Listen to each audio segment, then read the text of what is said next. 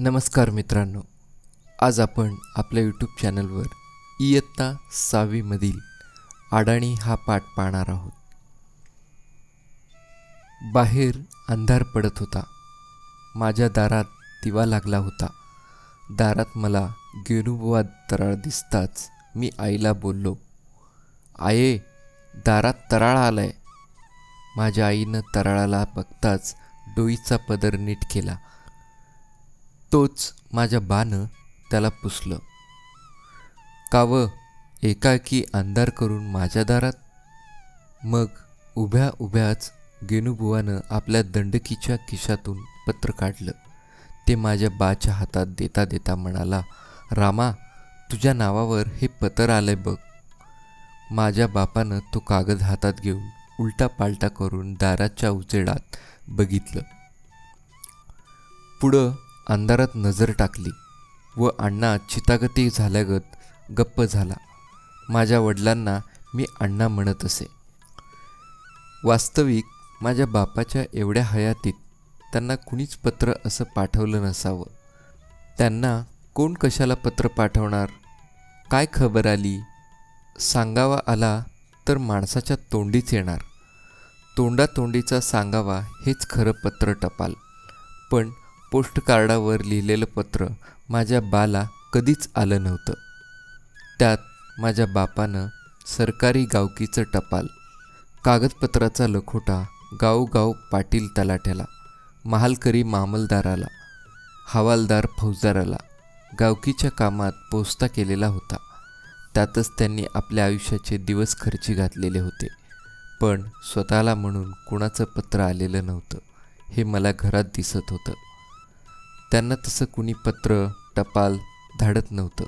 कुणी तसं धाडण्याचं कारणही नव्हतं. त्यात माझी थोरली बहीण पवित्रा नवऱ्याच्या गावी नांदायला होती. पण तिचं काय पत्र येण्याची आशाच नव्हती. आला तर सांगावा निरोप येणार. त्यात माझ्या बापाची एक मावस बहीण मुंबईला होती. आता तेवढीच बया काय खबर कळवली तर पत्रानं कळवणार. पण तिनंही काय कवा मुंबईला असल्यापासून कागदपत्र धाडला नव्हता. काय तसं कागद पाठवण्याचं कारणही कधी घडलं नसावं. पण काहीतरी महत्त्वाचंच असावं अशी ही सगळी वस्तुस्थिती होती. मग गेनुबुवा तराळानं कुणाचा कागद द्यावा या विचारात पडून माझ्या वडिलांनं अण्णांना लागलीच तराळाला पुसलं.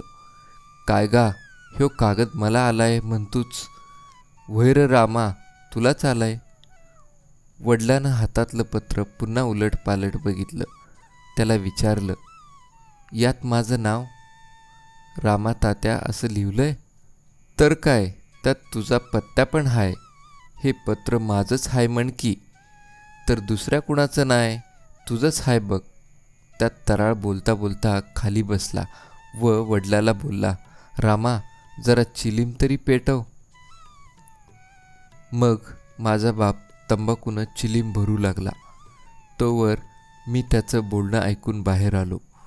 कुणाचं पत्र आलं म्हणून ते पत्र हातात घेऊन उलटपालट करून पाहिलं. मी लहान होतो, अडाणीच, शाळेत जात नव्हतो. पत्र पाहून माझी वाचा बंदच. काय वाचणार? मला वाचताच येत नव्हतं. बापानं अण्णांना चिलीम पेटवली. एक झुरका मारून तराळाच्या हातात चिलीम देत सहज बोलला, होय गा, कुणाचा असावा हा कागद? कुणाला ठाव? माझ्या हातात नायकानं दिलं. त्याच्या पण हातात पोस्टमननं बाजारात दिलं. पण त्या नायकाला पोस्टमन बाजारात काय बोलला असेल की? चिलमीचा झुरका मारून तराळ बोलला, आता मला का ते ठाव? नव, तू त्याला पुसायचं तरी. पत्रात काय मजकूर आहे तो?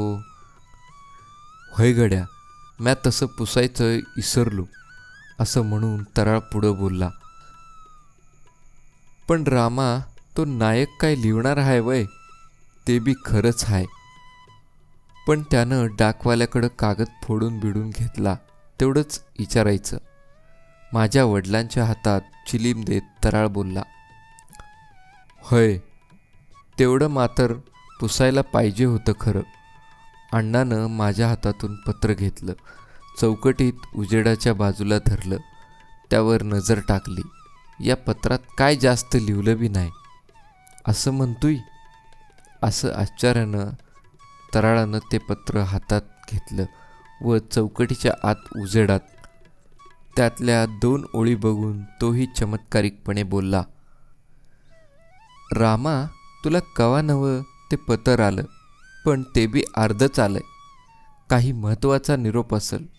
आता ते तलाट्याकडं नाही तर मास्तराकडं फोडून बघितल्याशिवाय कसं कळायचं? ते बी खरंच.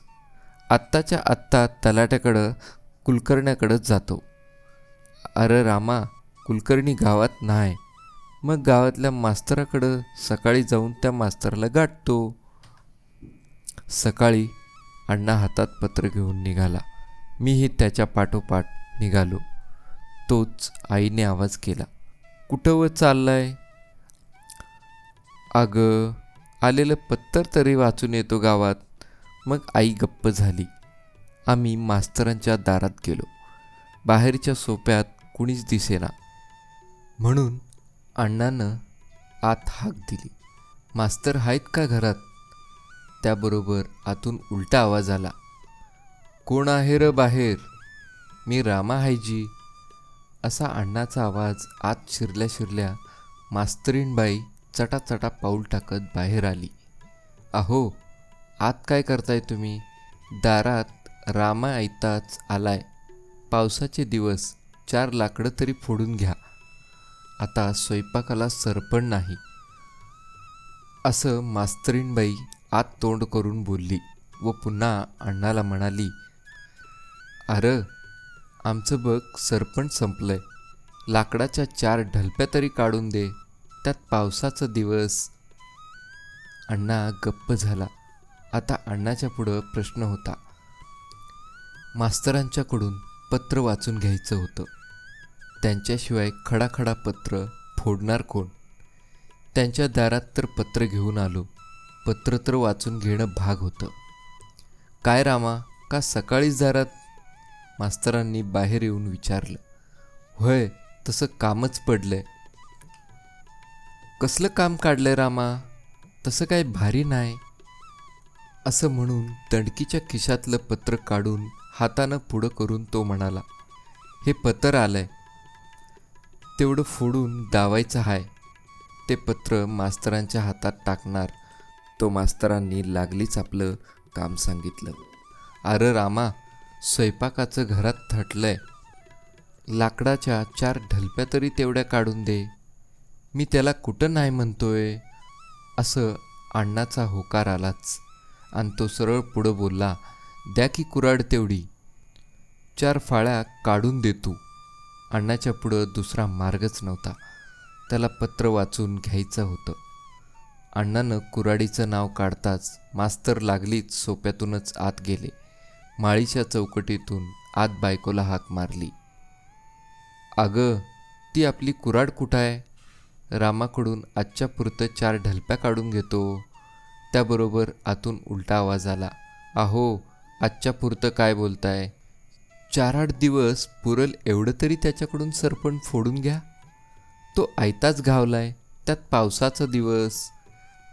अण्णाच्या कानावर मास्तरीणबाईंचं शब्द पडले. मग तो वैतागातच स्वतःला बडबडला, तुझा घरचा नोकर नव का? बरा घावलो तावडीत. अण्णाला वैताग येण्यासारखाच हा प्रसंग होता. पण त्यांच्यापुढं आता काही इलाज नव्हता. त्यात आम्हाला 2च डोळं. पण मास्तर शिकल्यानं ते आता 4 डोळ्यांचे झाले होते. कधीही नडी आडीला असंच काय वाचून घ्यायला त्यांच्या दारापुढं जाण्याचा प्रसंग येणारच. तेवढ्यात मास्तरांनी जडशीळ कुऱ्हाड आणून पुढं अंगणात धापकन टाकली व अण्णाला बोलले, रामा, भराभरा 4 दिवसाचं सरपण फोडून दे. तोच अण्णानं हातातलं पत्र मास्तरांच्या हातात वरून टाकलं. मास्तर, अगोदर तरी वाचून दावा मला. मास्तरांनी पत्र हातात धरून त्यावर नजर टाकली. तोच ते अण्णाला म्हणाले, रामा, मी आंघोळ करून आलोच. पाणी थंड होईल, मग तुझं पत्र वाचून दावतो बरं का. पत्र वाचून घेण्यासाठी लाकडं फोडण्याची वेळ माझ्या बावर अण्णावर आली होती. अण्णा लाकडं फोडू लागला. पत्रात काय असेल याचे विचार मनात दाटत होतेच. लाकडं फोडून झाली, पण त्यात बराच वेळ गेला. मग अण्णानं आत हाक दिली, मास्तर, अहो मास्तर. त्याबरोबर मास्तर आतून बाहेर आले. त्यांनी लागलीच विचारलं, काय रामा, झाली का लाकडं फोडून? तो बघा की फोडलेल्या लाकडांचा ढीग. त्या ढिगाकडं पाहून मास्तरांनी अण्णाला शाबासकी दिली. अण्णा लगेच म्हणाला, आता तरी ते पत्र वाचून दावा. मास्तरांनी त्यावर नजर फिरवली व विचारलं, अरे रामा, तुझी बहीण मुंबईला होती का? होय होती, मावस भण धोंडाबाय, घरातल्या वाणीच. अरे तिला देवाज्ञा झाली. तुझी सारखी आठवण काढीत होती. अण्णा कळवळला, अरे देवा, माझी धोंडाई गेली म्हणता? अण्णा गप्प गप्प झाला. मोठ्या जुलमानं खाली मुंडी घालून मास्तरांच्या पायरीवरून उठला. खाली मान घालून वाड्याबाहेर पडला. वाटेला लागल्यावर त्यानं पाणावलेले डोळे पुसले. हा पाठ आवडला असल्यास सबस्क्राईब करायला विसरू नका आणि लाईक आणि शेअरही करा. धन्यवाद.